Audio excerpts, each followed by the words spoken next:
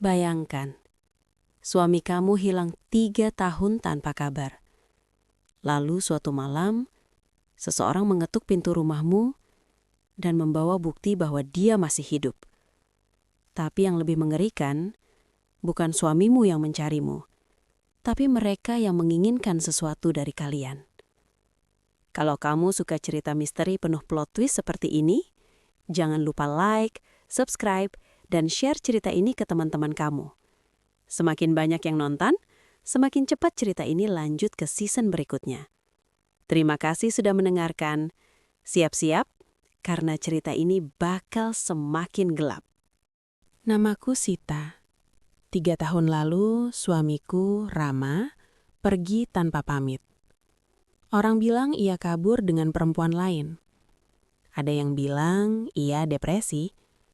Ada pula yang bisik-bisik, "Suamimu udah meninggal, Sita, ikhlasin aja." Aku tidak pernah dapat kepastian. Yang aku tahu, aku harus membesarkan anakku, Dira, seorang diri. Malam itu hujan turun pelan. Aku sedang melipat baju Dira ketika pintu rumahku diketuk 3 kali. Tok, tok, tok. Anehnya, ketukannya pelan, tapi terasa memaksa. Jam dinding menunjukkan pukul 11 malam. Siapa yang datang malam-malam begini? Aku mendekati pintu, sedikit gemetar. "Siapa ya?" tanyaku. Tidak ada jawaban. Hanya suara hujan. Aku ragu. Tapi entah kenapa, aku merasa harus membuka pintu itu. Saat kubuka perlahan, ada seorang perempuan berdiri di teras. Payung hitam menutupi wajahnya. Pakaian panjangnya basah, tapi ia tidak tampak kedinginan. "Bu Sita?" Suaranya serak, tapi terdengar jelas. "Iya, saya. Ada apa ya?" Perempuan itu menunduk, seperti ragu mau bicara atau tidak. Lalu ia mendekat sedikit dan berbisik seperti seseorang yang membawa berita buruk. "Bu, suami ibu masih hidup." Aku langsung terdiam. Seakan tubuhku kehilangan tenaga. Nafasku tersengal, lututku bergetar. Jangan bercanda, Bu." Itu kalimat yang keluar, meski pikiranku kosong. Perempuan itu menggeleng pelan, lalu mengeluarkan sebuah amplop coklat dari tasnya. Tangannya bergetar, seolah-olah ia takut pada isi amplop itu sendiri. Dengan suara hampir tak terdengar, ia berkata, "Ini buktinya. Dan ibu harus hati-hati, karena Rama tidak pergi begitu saja." Aku menatap amplop itu. Aku tidak berani menyentuhnya, tapi tidak bisa menghindar. "Siapa Anda?" tanyaku. Ia tersenyum tipis. Senyum yang tidak membuatku tenang, justru membuat bulu kuduku berdiri. "Aku cuma seseorang yang merasa ibu berhak tahu kebenarannya." Sebelum aku sempat bertanya lagi, ia mundur perlahan dan berjalan pergi tanpa menoleh. Payung hitamnya hilang di balik hujan, meninggalkan aku dengan amplop yang terasa lebih berat dari dunia. Aku menutup pintu cepat. Nafasku kacau. Tanganku dingin. Dira keluar dari kamar sambil mengucek mata. "Ma, siapa itu?" Aku memeluknya spontan, seolah ia bisa hilang kapan saja. "Tidak apa-apa, Nak. Tidur lagi ya." Tapi malam itu, setelah ia kembali ke kamar, aku duduk di ruang tamu sambil memegang amplop itu. 3 tahun aku bertahan sendirian. 3 tahun aku mencoba melupakan. 3 tahun tanpa kepastian. Dan sekarang, dengan tangan bergetar, aku membuka amplop itu. Isinya hanya 1 lembar, tapi cukup untuk membuat air mataku menetes tanpa suara. Sebuah foto. Foto Rama, dengan tanggal yang diambil 2 minggu lalu. Dia masih hidup. Dia ada di suatu tempat. Dan yang membuatku hampir pingsan adalah, di foto itu, Rama tidak sendirian. Ada perempuan lain yang mengintip ke arah kamera, tepat ke arahku, seolah ia tahu aku akan melihat foto itu. Lalu, di belakang foto itu, ada tulisan tangan. Sita, jangan cari dia. Sejak perempuan asing itu datang, rumah terasa berbeda. Setiap sudut seperti menyimpan bayangan yang mengikutiku. Foto Rama yang tergeletak di meja seolah menatapku, menuntut jawaban yang bahkan aku sendiri tidak punya. Pagi harinya, saat membuka pintu untuk mengambil susu, langkahku terhenti. Ada sesuatu di bawah keset. Amplop coklat lagi. Bentuknya sama, tapi kali ini jauh lebih berat. Jantungku berdegup tak karuan. Siapapun yang mengantarnya, dia tahu kebiasaan rumahku. Dia tahu aku keluar pagi-pagi setiap hari. Dan yang paling menakutkan, dia bisa mendekat tanpa aku sadari. Aku mengambil amplop itu dan buru-buru masuk rumah. Tanganku gemetar saat membukanya. Di dalamnya ada kunci kecil berkarat, seperti kunci gudang tua. Dan secari kertas bertuliskan, "Ini kunci tempat Rama terakhir terlihat. Jangan libatkan siapapun." Tidak ada alamat, tidak ada nama. Hanya kunci dan perintah. Aku berdiri lama di depan pintu, merasa diawasi. Dan benar saja, saat aku menoleh ke ujung gang, ada seorang pria berdiri mematung. Wajahnya tidak kukenal, tapi tatapannya seperti sudah memperhatikanku sejak lama. Saat mata kami bertemu, pria itu langsung menyelinap pergi. Untuk pertama kalinya sejak Rama hilang, aku merasa ada sesuatu yang jauh lebih besar dari sekedar suami yang pergi. Seharian itu, aku tidak bisa tenang. Kunci kecil berkarat itu terus kupegang, seolah benda mati itu bisa menjawab semua kebingunganku. Jika benar ini kunci tempat Rama terakhir terlihat, kenapa seseorang ingin aku menemukannya sekarang? Dan siapa laki-laki yang mengawasiku dari ujung gang tadi? Sore itu, Dira pulang sekolah sambil memanggilku dari luar. "Ma, tadi ada orang nanya Mama. Lelaki tinggi, rambutnya agak panjang." Aku langsung merinding. "Tanya apa, Nak?" Dia cuma bilang, "Sita masih tinggal di sini." Terus Dira bilang iya. Dia senyum, terus pergi. Senyum? Entah kenapa kata itu membuat jantungku mencelos. Aku menyuruh Dira masuk dan mengunci pintu rapat-rapat. Lalu aku duduk di ruang tamu, berusaha menenangkan diri. Tapi semakin aku diam, semakin terdengar jelas. Ada suara langkah kecil di depan rumah. Lalu berhenti. Tok, tok, ketukan pelan tapi tajam. Aku menahan napas. Dira sudah tidur di kamarnya. Dengan hati-hati, aku mengintip dari celah gorden.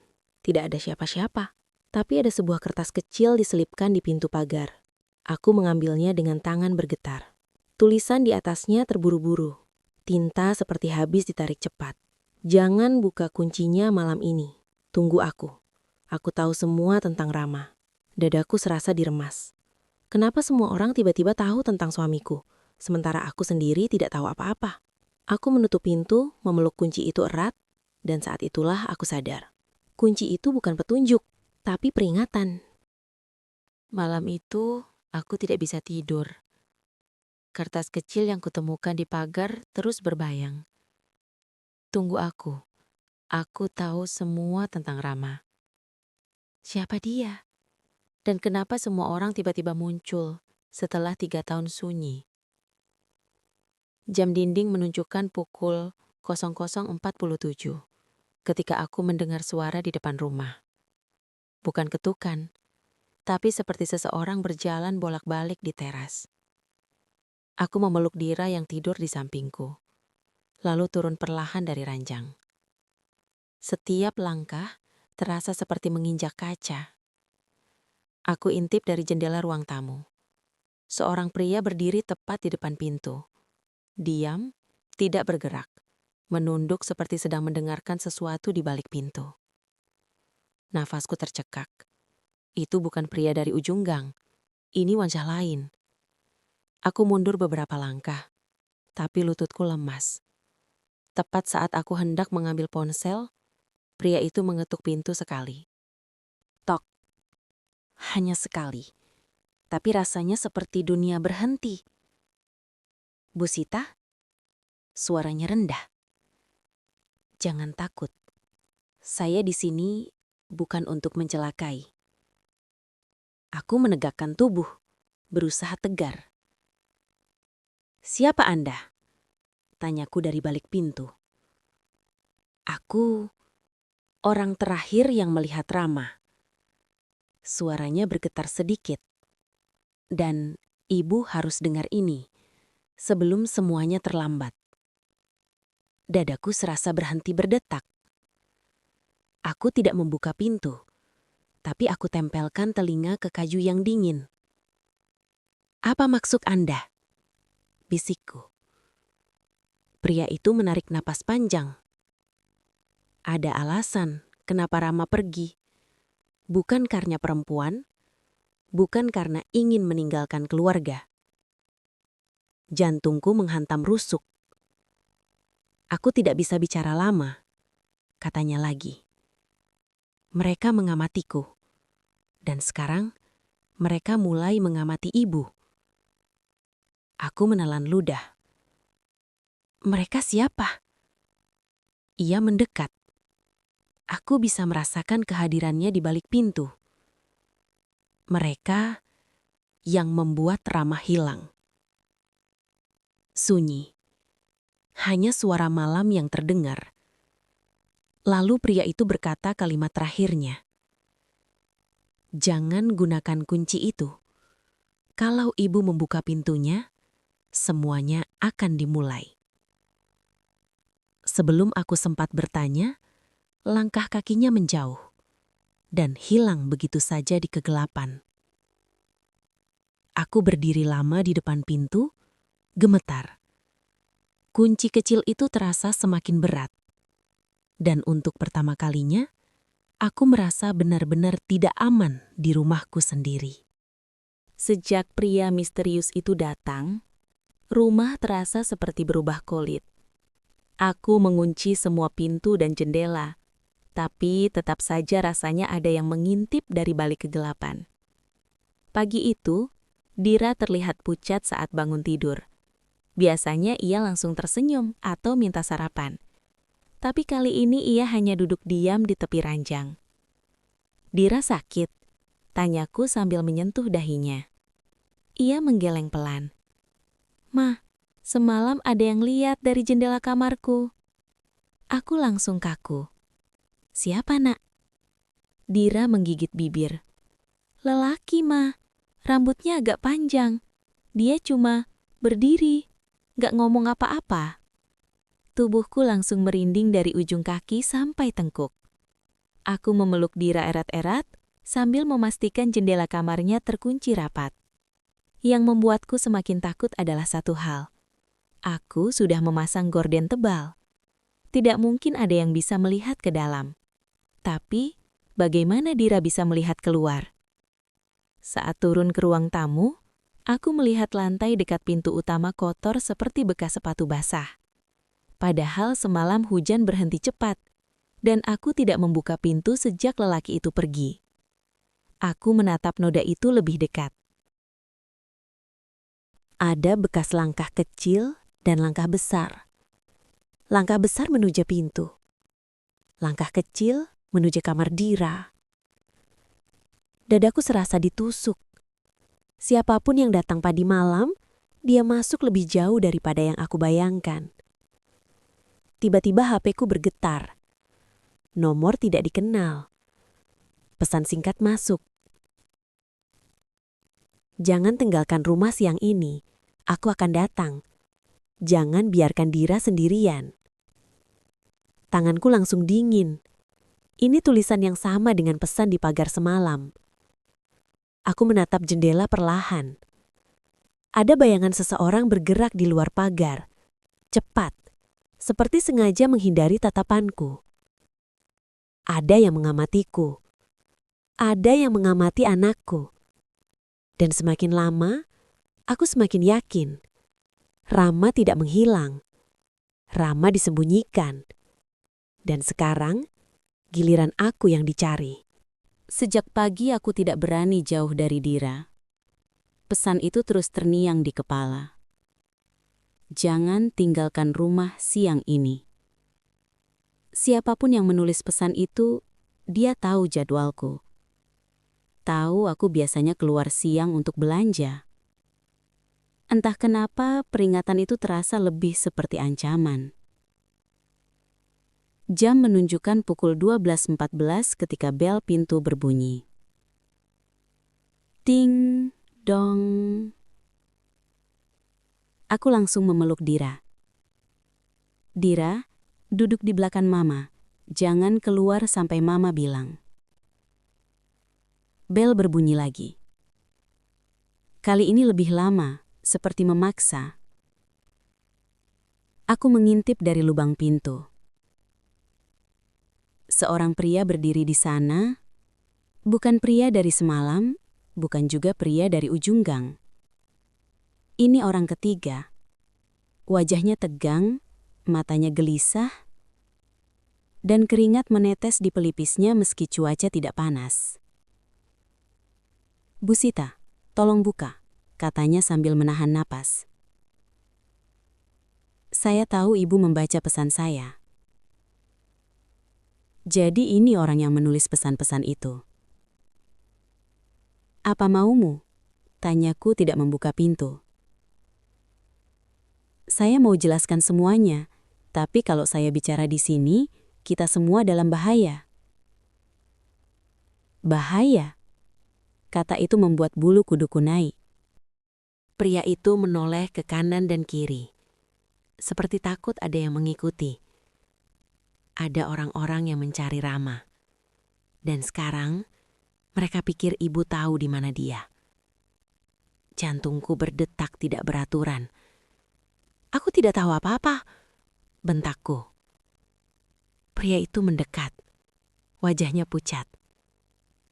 Itu masalahnya, Bu. Mereka tidak percaya. Mereka kira Rama meninggalkan sesuatu pada ibu. Aku terdiam. Pikiranku melayang ke kunci berkarat di meja. Pria itu menunduk sedikit, suaranya turun menjadi bisikan. Kunci itu, jangan pernah ibu gunakan. Itu bukan tempat Rama bersembunyi. Itu tempat terakhir dia terlihat hidup. Tubuhku gemetar. Apa maksudmu? Pria itu menatapku lama. Bu, pintu yang dibuka kunci itu bukan pintu biasa. Sebelum aku sempat bertanya lagi, tiba-tiba dari ujung gang terdengar suara motor melaju cepat. Pria itu spontan mundur. Bu, saya harus pergi. Besok siang, saya datang lagi. Ia berlari tanpa sempat memberi penjelasan lebih. Suara motor mendekat, lalu berhenti tepat di depan rumahku. Aku hanya bisa berdiri mematung. Siapapun yang turun dari motor itu, datang bukan untuk sekadar bertanya.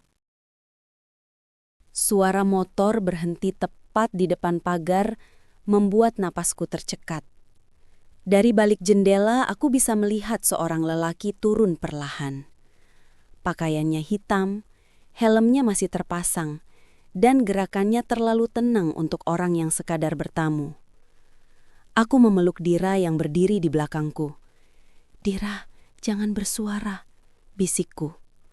Lelaki itu berdiri menghadap rumahku, diam seperti menunggu sesuatu. Lalu, ia mengetuk pagar dengan jarinya. Bukan keras, pelan, tapi ritmenya aneh. Tok, tok, tok. Seolah itu adalah kode.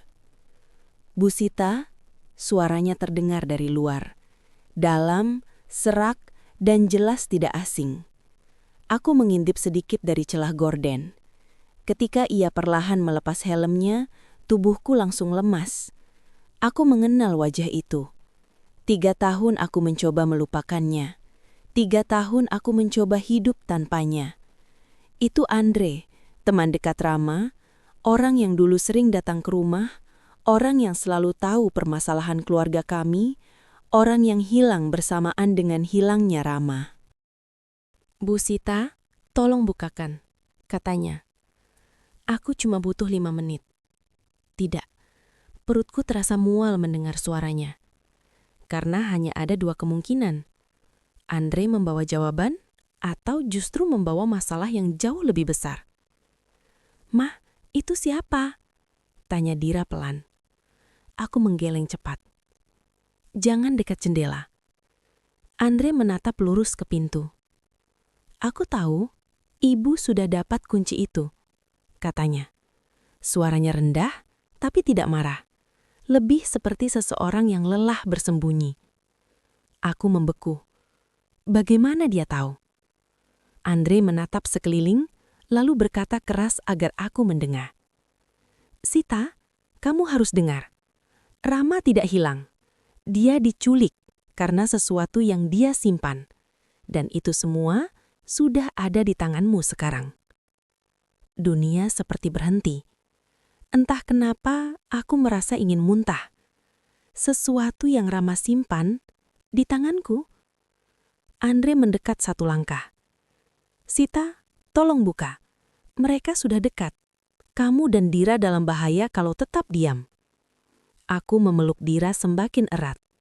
Untuk pertama kalinya malam itu, aku sadar satu hal. Rahasia Rama bukan tentang perselingkuhan, bukan tentang pergi, tapi tentang sesuatu yang bahkan aku takut untuk mengetahuinya. Andre masih berdiri di depan pagar. Wajahnya tegang. Aku bisa melihat dari gerakannya. Dia bukan sedang mengancam. Dia sedang dikejar. "Sita, buka pintunya," katanya lagi. Kali ini lebih cepat. Waktu kita nggak banyak. Aku menggeleng dari balik pintu. "Aku nggak percaya kamu, Andre. Kamu hilang bersamaan dengan Rama. Sekarang tiba-tiba muncul." Andre menghela napas panjang. Suaranya melembut. "Karena aku ikut terlibat, Sid. Tapi aku nggak pernah berniat nyakitin kamu dan Dira." Aku tetap tidak membuka.